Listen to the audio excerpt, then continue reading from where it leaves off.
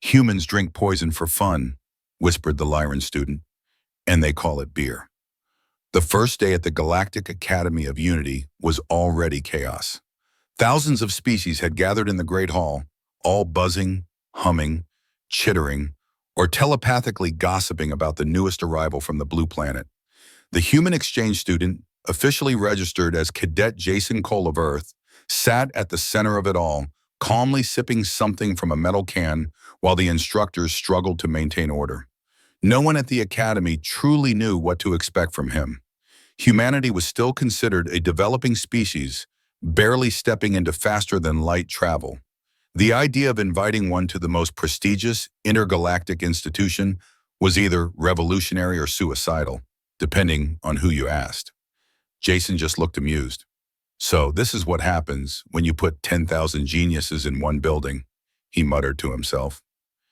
Beside him, a crystalline being named Threx blinked nervously. "You are consuming ethanol?"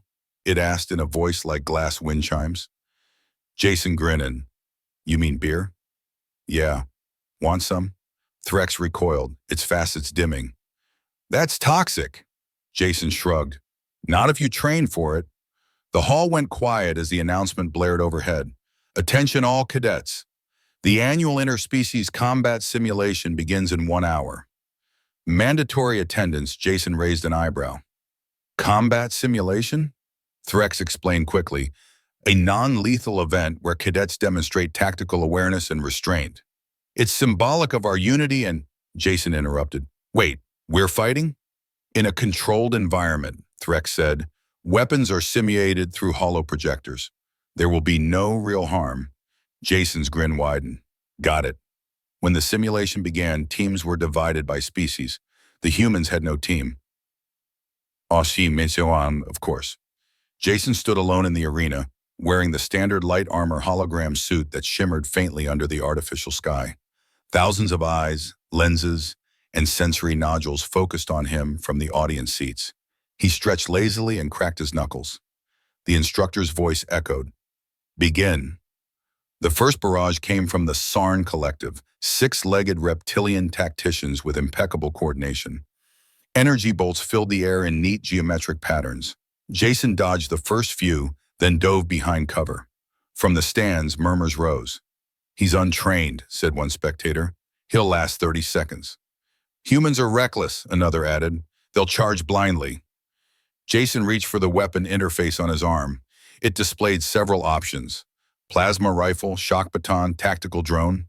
He ignored them and reached for his pocket instead. Out came another can of beer. "Hold my beer," he said quietly, setting it on a rock. Then he charged. The audience gasped. He didn't use a weapon, he used the terrain. Sprinting full speed, he kicked off a wall, leaped over a Sarn formation, grabbed one by the tail, and swung it into another. The simulation sensors flared red, signaling 2 eliminations. Before the rest could react, Jason had already stolen a plasma rifle from the air and rewired its targeting system mid-roll. He fired twice, each shot disabling another pair of opponents. The commentator's voice stammered. The human appears to have reverse-engineered the weapon mid-battle." The Sarn regrouped, forming a triangular defense. Jason crouched low, assessing them. "Predictable," he muttered. He tossed a simulation grenade, but instead of detonating in midair, it bounced off 3 surfaces and landed directly in their command node. The explosion knocked out the entire squad. Silence filled the arena. Even the instructors looked stunned. Jason walked calmly back to his beer, took a sip, and waited. But the round wasn't over. A second team entered, the Veiled Dominion, winged telepaths who specialized in mind warfare. Their leader projected a psychic message into his mind. "Surrender, human. You cannot resist the collective consciousness," Jason smirked. "You've never met a human hangover, have you?" The Veil faltered, confused. Then their minds made contact and recoiled instantly. The chaotic swirl of human thoughts, memories, terms, and movie quotes blasted into their shared network like a supernova of nonsense. Half of them collapsed, overwhelmed by imagery of car chases, war movies, and sports chants. Jason shrugged. Told you. The crowd erupted in disbelief. He weaponized his own mind, shouted someone. That's against the rules. There are no rules against being human, Jason said. The announcer, clearly panicking, tried to restore order. The human cadet will refrain from mental disruption tactics. Jason interrupted. Hey, they started it. The next wave arrived, 3 species working together. Energy shields formed, drones hovered, the arena filled with smoke and lightning. Jason grinned. Now this is more like it. He charged again, but this time his movements were sharper, faster, more deliberate. He ducked under plasma fire, redirected energy blasts using a shield he'd scavenged, and hacked into the drone network using his wrist console. Within seconds, the drones turned on their masters. The audience didn't know whether to cheer or evacuate. He's not following any known combat doctrine, one instructor whispered. He's improvising. Constantly, humans thrive in chaos, another replied nervously. They adapt faster than our simulations predict. The battle raged for minutes that felt like hours. Jason never slowed. Sweat glistened on his forehead, but his eyes burned with focus. Every alien strategy, every formation he countered with creativity that bordered on insanity. Finally, the last opponent stood, a towering Thraxian warrior twice his size, covered in armored plates. It roared, swinging a simulated blade the length of Jason's body. Jason ducked, caught the blade mid-swing, and used the momentum to flip the Thraxian onto its back.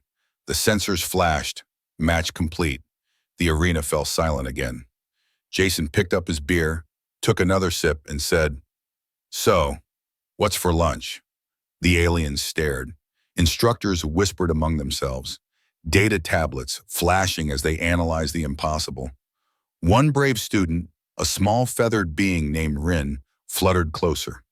You are dangerous." Jason smiled faintly. Nah, just human. But deep down, every spectator knew something had shifted that day. The galaxy's greatest academy had witnessed something they didn't fully understand. A being that thrived on unpredictability, that laughed in the face of structured combat and turned chaos into strategy. They thought humans were the primitive ones. Now they weren't so sure. The next morning, the entire academy buzzed like a disturbed hornet nest. News of the simulation spread across every dorm wing, lab corridor, and cafeteria line. The phrase, "hold my beer," had already become legend. Someone even printed it on shirts. Jason couldn't walk 5 meters without a dozen different species staring, whispering, or cautiously backing away. He pretended not to notice as he grabbed his breakfast, which mostly consisted of something labeled Nutri-Paste that tasted like regret. "Morning, Mom," he said, sliding into a table beside Threx, who looked like it hadn't slept all night. "You are trending on 17 interstellar networks," Threx said flatly. "There are already 3 academic papers trying to explain what you did yesterday." Jason grinned, mouthful of Nutri-Paste. "Oh yeah? Hope they spell my name right this time." Threx gave a noise like scraping glass. "Jason, do you understand what this means?" "The instructors are calling an emergency evaluation. Some believe you are a military plant. Others think you might destabilize the Academy's peace protocols." "I just played the game," Jason said, shrugging. "They attacked first." Before Threx could respond, an announcement echoed through the hall. "Cadet Jason Cole of Earth. Report to Council Chamber 1. Immediately, the chatter around them stopped. Jason sighed. "Guess that's me." The council chamber was enormous, an amphitheater of light and shadow. Representatives of 20 species sat in hovering seats, each with a different symbol glowing before them. At the center stood the head chancellor, a being of pure energy contained in a crystalline shell. Its voice resonated across the hall. "Cadet Cole, your display yesterday was remarkable and concerning. You defied simulation parameters, violated 4 safety protocols, and inflicted cognitive damage on 3 veiled telepaths." Jason rubbed the back of his neck. "Right, yeah, sorry about that. I didn't mean to scramble their brains. They kind of jumped in there without asking." The Chancellor's shell pulsed. "Explain your actions." Jason thought for a moment. "You said it was a combat simulation, right? So I used what I had. Humans adapt. That's what we do. You throw us into chaos, we improvise. You put us in danger, we find a way to win. The chamber murmured. Some council members seemed impressed, others deeply unsettled. One of them, a scaled commander from the Dravic Alliance, leaned forward. Your methods are unpredictable, dangerous. Humanity has not signed the Galactic Conduct Accord. Why are you here, human? Jason hesitated, then spoke with surprising honesty. Because someone's got to show you that peace doesn't mean weakness.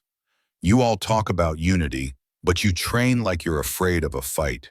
On Earth, we learn peace by surviving everything that tried to end us. Sometimes that means knowing how to throw a punch. Silence followed. The Chancellor's shell dimmed slightly, as if in thought. You are dismissed for now. You will be reevaluated after review. Jason saluted lazily and walked out, ignoring the eyes following him. Back in the dorms, he found a message blinking on his data pad. It was an invitation. No, a challenge. Combat Division Invitational Trial. Authorized entry. Opponents classified. Location, Training Sector 7. He raised an eyebrow. Guess they're not done with me yet. When he arrived at Sector 7, a group of cadets was already waiting. They weren't just any cadets. They were elite combat trainees, veterans of simulated wars and interplanetary defense drills. Jason recognized one of them, a tall Thraxian named Kor, who'd been the final opponent yesterday. Kor's voice rumbled like a landslide. The Council wants to see if you can fight when it's not a simulation. We're testing a new hybrid battlefield. Real injuries. Real consequences. Jason blinked. So, no more holograms? No holograms, Kor said. Only survival. The field activated around them, transforming the clean training ground into a sprawling alien jungle filled with shifting light and dense fog. Jason exhaled slowly. You guys sure this is safe? No one answered. The trial began. The air was thick, humid, alive with the hum of unseen drones. Jason crouched behind a massive root system, scanning for movement. He'd been in worse situations back home. Paintball tournaments, military training, the occasional weekend camping trip that went wrong. But nothing quite like this. The first ambush came from above. A plasma bolt sizzled past his head, grazing a tree. Jason rolled and fired back with his training blaster, hitting the drone that had fired. It crashed into the undergrowth in sparks. He could hear the others closing in, 6 of them, maybe 7. Moving in coordinated formation. They'd studied him, he realized. They'd learned from his last fight. All right, he muttered. Let's see if you can learn fast enough. He darted between trees, using the environment to mask his movement. He found a nest of power conduits feeding the simulation field and grinned. He tore one loose, reconnected it to his blaster, and turned it into a short-range pulse weapon. The next time the Thraxians charged, he fired. The blast overloaded their shields, sending them sprawling. Jason ducked another shot and rolled behind a rock. His mind worked fast. Calculate, adapt, improvise. He grabbed a chunk of metal debris, twisted it into a makeshift blade using the heat from a power cell, and waited. A veiled telepath tried to sneak into his mind again. This time, Jason let him in and filled his thoughts with an endless loop of Earth memes, military cadence songs, and the national anthem of 5 different countries at once. The telepath screamed and collapsed. You'd think they'd learn by now, Jason said, pushing forward. One by one, the elite cadets fell, not because Jason was stronger, but because he refused to play by the rules they'd built. He made his own. By the time the simulation ended, the jungle dissolved into digital fragments, leaving Jason standing alone again. The instructors stared from the observation deck. He adapted the battlefield, one whispered. He turned the simulation itself into a weapon. Another said quietly, if one human can do this, what would an army of them accomplish? Jason just looked up at them and gave a small, mischievous salute. You guys really need better simulations. Later that night, as he sat on the dorm roof staring at the alien stars, Threx joined him. You humiliated them again, Threx said softly. They don't know whether to fear or admire you. Jason took a sip of his drink. Let them figure it out. I'm just here to learn what? How aliens think, how they fight, how they underestimate humans. Threx's facets shimmered faintly in the starlight. Jason, do you ever wonder why the Academy invited you? There are rumors that it wasn't for peace studies. Jason's grin faded slightly. Yeah, I've been wondering that too. In the distance, the academy lights flickered. Somewhere deep beneath the campus, new simulations were being prepared. Ones that didn't just test individuals, but entire species. And Jason had a feeling he was about to find out exactly why humanity had been invited to the academy. 3 days after the trials, the Galactic Academy entered emergency lockdown. The council chambers were sealed, instructors whispered behind closed doors, and rumors spread faster than light.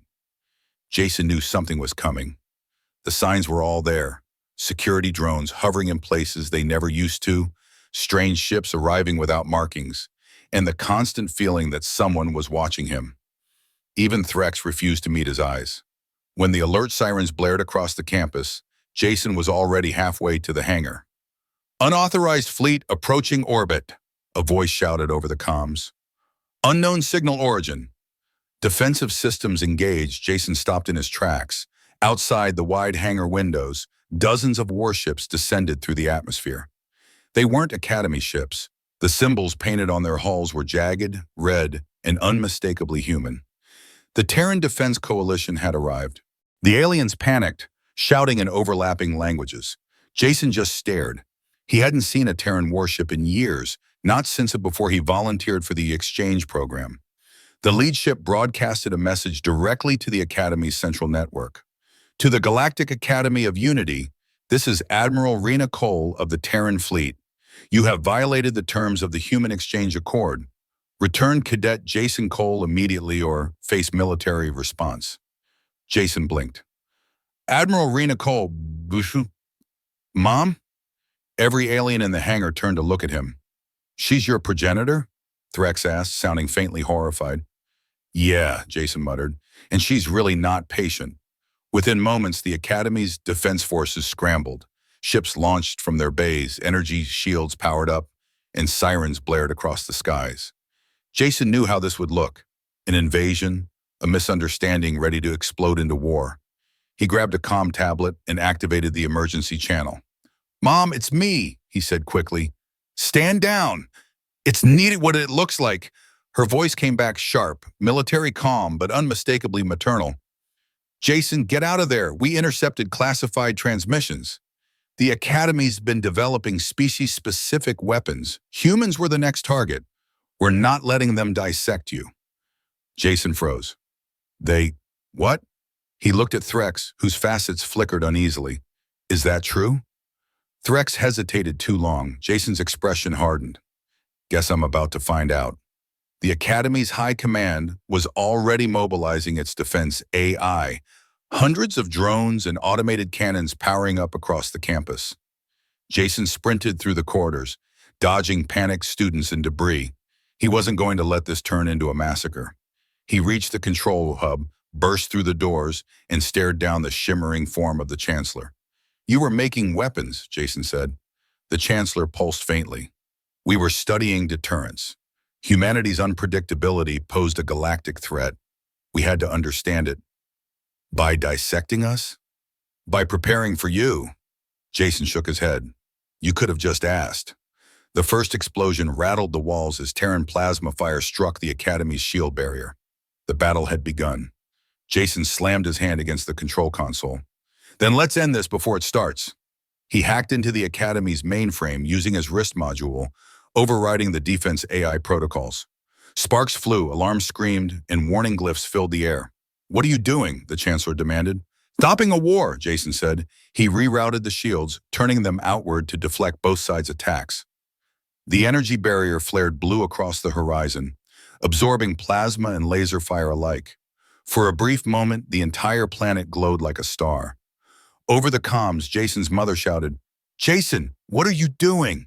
You're in the middle of the blast zone. Just trust me, he said. I learned it from the best. The power surged again, nearly throwing him to the floor. The console burned under his hands, but he didn't stop. If the galaxy wants to understand humans, he muttered, they can start with this, our favorite trick. The Chancellor's glow dimmed. And what is that, human? Jason looked up with a tired smile. Making the impossible work. He hit the final override. The energy shield inverted, creating a shock wave that knocked every ship in orbit out of formation, but without destroying them. Systems across both fleets shut down simultaneously, power cells fried harmlessly by the pulse. The battlefield went silent. Jason collapsed to one knee, breathing hard. The Academy and the Terran fleet hung frozen, powerless, but alive.